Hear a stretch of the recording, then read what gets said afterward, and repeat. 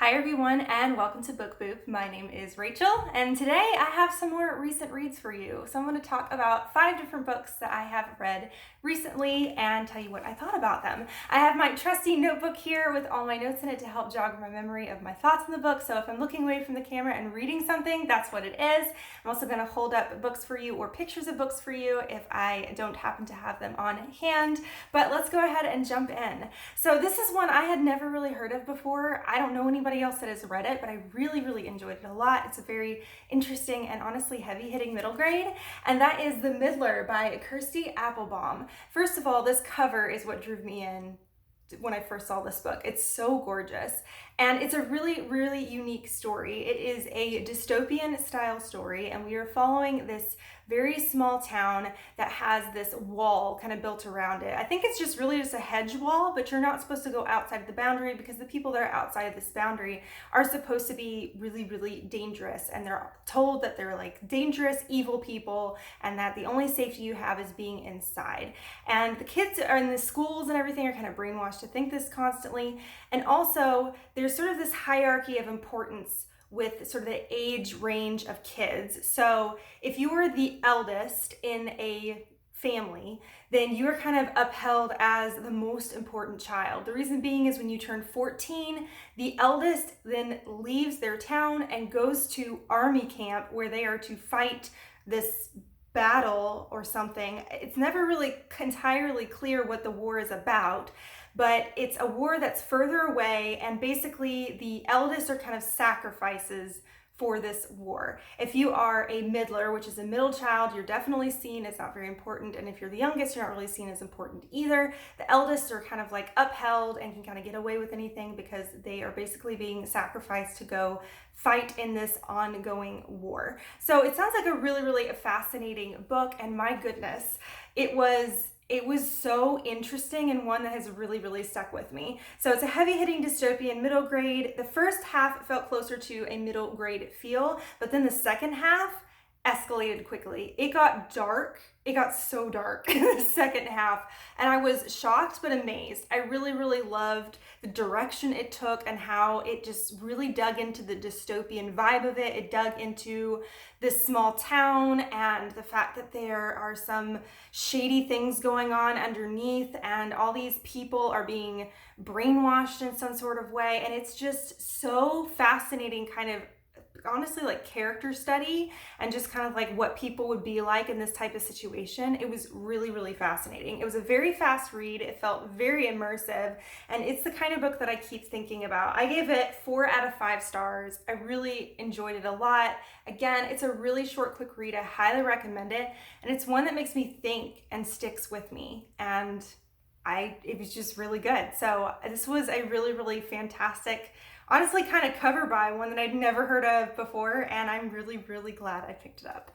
All right, the next one is a recent release. It is one I borrowed from the library, so I just have an image for you to hold up, but it has one of the most beautiful covers I've ever seen, and it is called, let me get rid of that there, The Ones We're Meant to Find by Joan. This is also kind of well, I guess you could call it as a utopian, but it's in a futuristic society YA sci-fi book. We're following these sisters who have been separated, and they're trying to find their way back to each other. One of the sisters lives in this futuristic eco-city that floats above the ocean, and dependent on how much your footprint is on the earth, like if you have a very minimal footprint, then you have a higher status within this society. Her sister, the other sister who is not on this eco-city, she is on an island castaway all by herself, trying to survive, figure out how to get off the island. The other thing too is the sister doesn't remember anything. She doesn't remember how she got there. All that she knows and remembers is that she has his sister and she wants to get back to her. Other than that, she really doesn't remember anything else. It sounds like such a interesting kind of setup for a story, and I was really fascinated by it. The cover sucked me in. It just sounded like a really cool cool read. The novel is written in two perspectives. We have each sister's perspective bounces back and forth between each chapter, and so obviously a very different kind of locale as well with each chapter, one being on a deserted island, one being on this very futuristic eco-city. The eco-city sister was really difficult to follow for me. There were lots of concepts that went way over my head. There was lots of sciencey jargon that wasn't really explained. And I'm not really that smart when it comes to that kind of stuff. And I had trouble ingesting it and understanding it. So I kind of just let it go over my head and was like, okay, hopefully this isn't too important to overly understand. And I just sort of just tried to let it go of the fact that this was just a sister who was really, really smart, knew a lot of sciencey things. There were a lot of sciencey things going on in this eco-city that I just didn't understand. A lot of it wasn't explained. It was just sort of said. It was like, and this is the way it is. And I'm like, well, I don't understand what that means, but it just moves on with the story. So I didn't really like the fact that a lot of things weren't explained. So not a whole lot of world building necessarily, just a lot of stuff is thrown at you. There were a lot of unexpected twists and turns in this story, and it went in a direction I didn't expect. Of course, I'm not going to say what the direction is because I don't want to spoil anything. I will say I enjoyed this book pretty well, but I was not a big fan of the end. The ending left me confused and I really wasn't clear. It's not that I don't like open-ended feeling things, but this felt open-ended in a way that really left me confused and not uncomfortable, but just not really understanding what I just read. So it got to the end and it felt, I don't think it was supposed to be as out there and sort of like hanging in the abyss as it was, but that's how it felt. And so it kind of left me feeling stranded and like there should have been more story or more explanation or something, because there was a lot of it was sort of a slow moving book. And then as it got to the end, it kind of felt like it veered over in left field, which I was fine with. I was interested in where it was going, but it veered me over and then just left me there. And I just sat there going, that's it? What? I don't understand what happened. So the ending I wasn't a huge fan of. Overall, I enjoyed the concepts, but it lacked in execution. It at least felt unique. So this was definitely a very unique sci-fi story. I ended up giving it 3.5 out of 5 stars. I didn't end up liking as much as I hoped I would. I was hoping I was going to just fall in love with this book. I was so excited about it coming out. I heard a lot about it on BookTube as well. There are a lot of other people that are really excited. And unfortunately, I haven't heard too many good reviews. And I think a lot of people felt kind of the same way I did, that a lot of the concepts go over your head. There's not a lot of explanation with a lot of the technology and things. And then also the ending just kind of leaves you in a strange spot and you don't really know what to think about it. So unfortunately, I didn't love this one as I was really hoping I would, but it was still an interesting read and unique. And I would be interested in reading more stories that kind of explore some of the concepts that are in this book. So, and I might check out some more books by this author. So, all right, let's move on. This next one is another middle grade. It is one I was really excited to read and was hoping was going to be really whimsical and magical, and it was. And that is The Spinner of Dreams by K.A. Reynolds. Again, my goodness, this cover, it is so pretty. It gives me Labyrinth vibes. And there's another reason for that, not just the cover.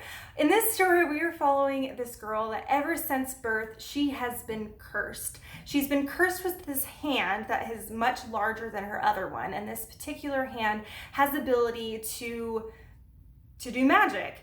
The only thing is she doesn't have any control of it, and the magic that tends to erupt from her hand isn't usually good.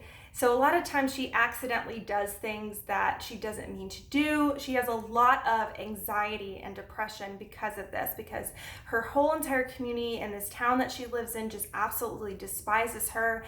People are afraid of her, angry at her. They blame her for every bad thing that happens. And so because of that, she has a lot of anxiety, a lot of depression, a lot of fear of leaving her home. She blames herself for a lot of things, even though she has parents that love her desperately and just keep telling her that she is beautiful and wonderful and important just the way that she is. She still struggles so much with who she is and the fear of, when am I going to mess something else up? And so she ends up going out and going to this labyrinth.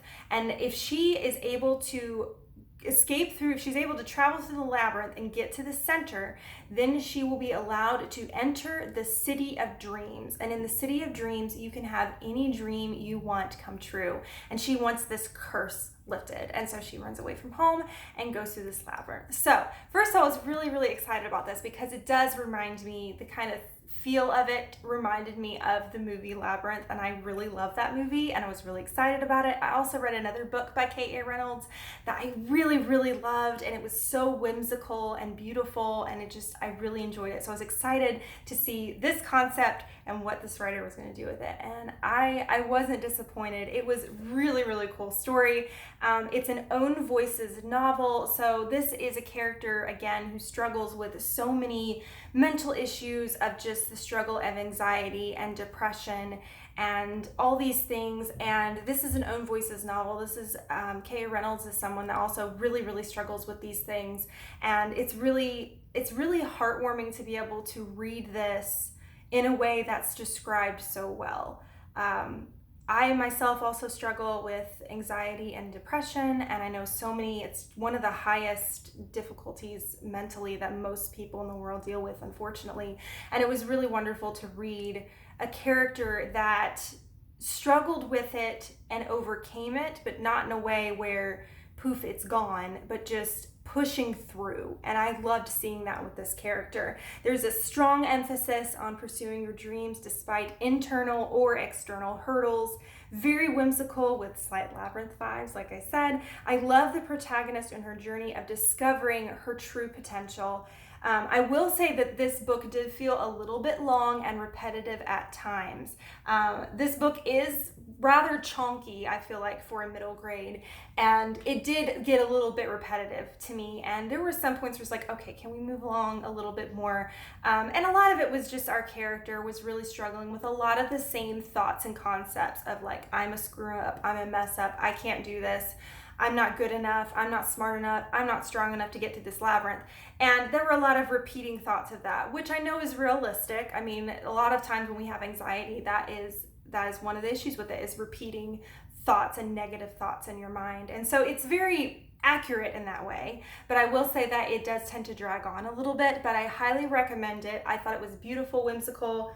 I gave it 4 out of 5 stars, and I highly recommend K.A. Reynolds. I think there's only 2 books by K.A. Reynolds out. They are both absolutely fantastic. They deal with really heavy topics, but are done so beautifully, middle grade at its finest. So I highly recommend this author and their work. All right, so we've got 2 more books here. This one was an unexpected one. This is one that my sister-in-law let me borrow, and she was like, hey, I think you might like this, and it's a graphic novel, which is not something I normally get to read that much. So it was really fun to read something a little bit different. And this is a middle grade graphic novel called This Was Our Pact by Ryan Andrews. In this story, we are following, again, a small town. I feel like everything has small town vibes, which I really love. But we have this small town where every single year they take lanterns and they put them in the river and have them float down river, and it's sort of like this fall festival thing that they do every year, and kind of the whole thing of it is that the lanterns float down river and then they float up into the sky and join the stars. That's supposed to be what kind of the legend is with these lanterns.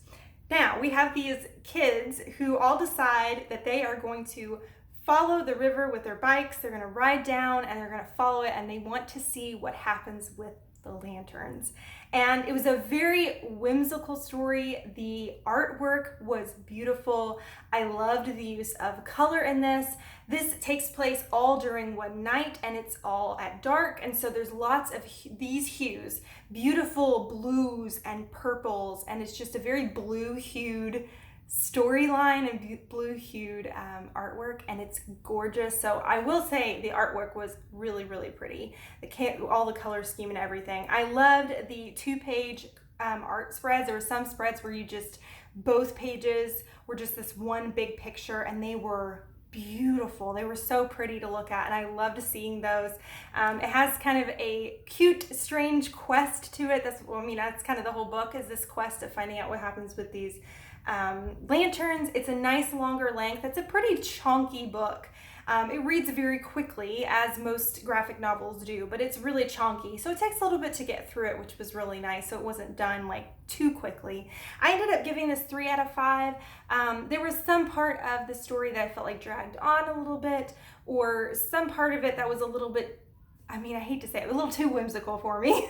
There was like a talking bear that kind of like went along with them on their journey. And so there were like all these different like talking animals and magic and things like that. And I felt like some of it didn't quite fit right for some reason, but I did really enjoy the art style. I did enjoy just the quest of the book, because I like books with quests in them. That's one of the things that I really like. So it was a really, really cute graphic novel. So I do recommend it. I didn't love it, but it was still a really cute read, and I loved seeing the artwork. It was like a feast for the eyes. So highly recommend. All right, so I've got one more book to talk about, and this one is so outside of my wheelhouse, but I had it on my TBR cart for the longest time, and I knew I needed to get to it. And the only time I actually really feel like reading any of these types of books is during the summer. And it is a YA contemporary. It is Since You've Been Gone by Morgan Matson. Morgan Matson, she writes some thick contemporaries, okay? I always get so intimidated because contemporary is not my thing. And these are huge. At least to me, they're huge. I like reading shorter books. And when you're getting a contemporary that is in like close to the 500 page range, I'm like, I get nervous. I get really nervous about reading it. But this one was a lot of fun. Now, this is my second book I've read of Morgan Matson's. I did really enjoy the first one, and so I had some good expectations going into it, but this one I enjoyed even more. In this story, we are following this girl who her best friend, they are always together. They're always doing stuff together. They're always in contact with each other, and they're really, really close. The thing is that her best friend is the outgoing one. She's the really pretty one, really fashionable one, really outgoing one, and she kind of just likes to stay in the sidelines, and her best friend is the one that kind of pushes her out of her shell and gets her to do things she wouldn't normally do. And then during the summer, at the very beginning of summer, she wakes up in the morning and expecting to have a really fantastic summer with her best friend, but her best friend is gone. She goes to her friend's house, nobody's home, she doesn't know where her friend went, She didn't know where her friend went or anything, except that her friend left her a list of things, which is something her friend has done before. Like whenever she goes on trips, she'll give her a list of things to do that kind of get her out of her comfort zone or just give her some fun ideas. So her best friend left her this list of things that most of them sound way too outgoing and terrifying, but she starts to wonder if maybe if she does all these things, she'll be able to figure out where her best friend is. So she goes on this kind of quest type thing to go through this list to see if she can do all these different things. Some of them sound a little scary, like, some of them aren't too bad. Apple picking at night, dancing until dawn, kiss a stranger. Go skinny dipping. I probably would not do that. So it was all these things and everything, and I was like, this sounds like a cute premise for a contemporary, and it was really cute. It's set during the summer, obviously. I was surprised yet again that I enjoyed a contemporary. Who is she? I don't know. I enjoyed that the main focus was character development and not romance. This is another thing I really liked about the first Morgan Matson book I read, which was Unexpected Everything was the other one that I read. And this one as well. There's a lot of focus on character development, less so than romance, which I appreciate. There is a romance involved. There usually seems like always be in YA contemporaries, and I know that there always is romance in Morgan Matson's books pretty much, but I like the fact that that's not the main focus. It's there, but the main focus is the character that we're following and her journey and her character development and who she is at the beginning of the summer versus the end of the summer. And I appreciate that a lot. It makes it a lot more interesting of a story for me, and a lot more fun to follow because I'm not a huge romance person. I liked seeing the focus on friendships and how they can be harmful and can be healthy. During this summer, there's some flashbacks of some moments with her best friend and some memories that she's having, and you start to see that their friendship isn't always the most healthy thing. They're very close to each other and they are very good friends, but there's some things that aren't so healthy. The fact that she is codependent, honestly, on her friend and doesn't want to do things without her and is afraid to do things without her. She doesn't have her own voice. Like, there's so many things that she struggles with without her friend there.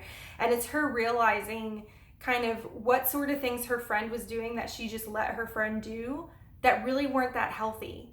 And just kind of her getting a new perspective on her friendship. And I just thought that was really interesting. The fact that it wasn't just, at first you're thinking it's like this perfect picture kind of friendship, best friend friendship.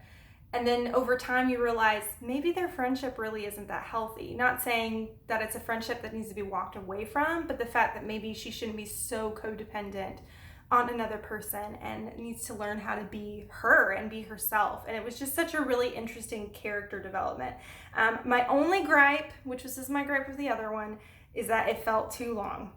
I don't feel like there wasn't anything in there that could have been taken out. I don't feel like there was anything there wasn't needed. It felt long to me. It felt too long. I don't like to read contemporaries that much, especially long contemporaries. They're just not my thing. And it just felt really long to me. Even though it was still good, I enjoyed all of it. There was nothing that I felt like was a waste of my time within the story. It just felt too long.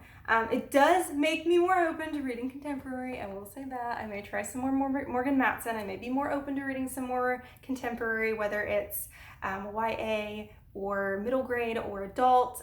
It makes me more open to it and like, okay, I can enjoy this. I ended up giving this 4 out of 5 stars. So this one was a lot of fun, perfect summer read.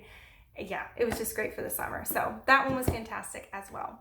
Okay, everybody, so let me scoot over in the middle here because I know I'm gonna have stuff pop up on my screen for you all, but let me know down below if you've read any of these books and what you thought about them. Let me know if any of these caught your eye and you added to your TBR. And let me know kind of one of your books that you've read recently and if you liked it or not. Just kind of let me know down below. We can have a little chat about some of our recent reads. On this side of the video over here is my logo. If you click on that, you can subscribe to my channel, follow me on my book journey. I would love that. On this side of the video over here is a suggestion for another video if you want to watch another one right now. But thank you so much for watching. You rock. And don't forget to keep reading.